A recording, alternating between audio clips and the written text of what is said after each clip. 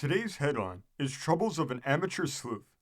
The subheadline says, his fierce false mustache causes suspicion which leads to arrest. This article originally came from the Grand Rapids Democrat, being reported from Muskegon on August 27th. It says Sheriff Smith was at the 3rd Street Depot when the early southbound train pulled in, and as a valiant officer, noted closely the arrivals. Among them was a tall, savage-looking fellow, wearing a slouch hat and a heavy dark mustache, which was perceptibly false. He carried a blue Macintosh over his right arm, and a small valise was suspended from his left shoulder. He was apparently very nervous, and from all appearances, he was a sure enough fugitive from justice. The sheriff's suspicions grew into certainty when, by chance, he saw an ugly six-shooter strapped under his coat. Patrolman Riley was hastily called, and together with Smith, their weapons grasped tightly, they walked up behind the man while he was checking his trunk and told him he was under arrest. The captive trembled like a leaf and could hardly ask, "What for?" "This is no place for explanations," the sheriff replied, and they hurried him off to the city jail.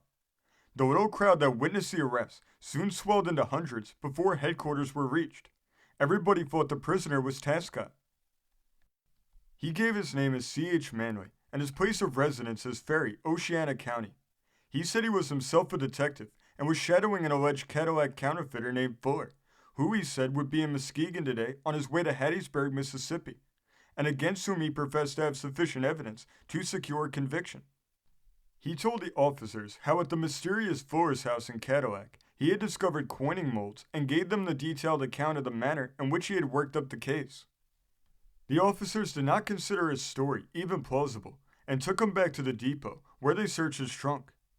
During the process, 4 guards arrived and surrounded the terror-stricken prisoner. They had removed his false mustache, and his pale, smooth-shaven face looked pitiful. He answered all their questions, however, without any attempt to conceal anything, and made no protest when they began to search his trunk. The first thing they pulled out of the trunk was an old album, and beneath it lay a blue silk dress and a new pair of very small shoes. Big tears filled the prisoner's eyes as he explained that the things belonged to his young wife, who died last December.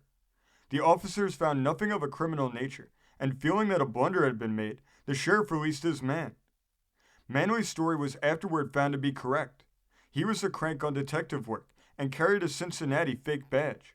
He says the officers have spoiled his case in Muskegon. This story came from the great state of New York, being reported in the Sun of September 2nd, 1894. Thank you for joining us today.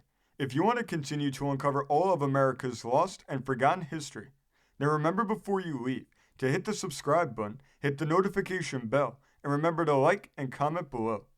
And we will see you next time on Americana Archives.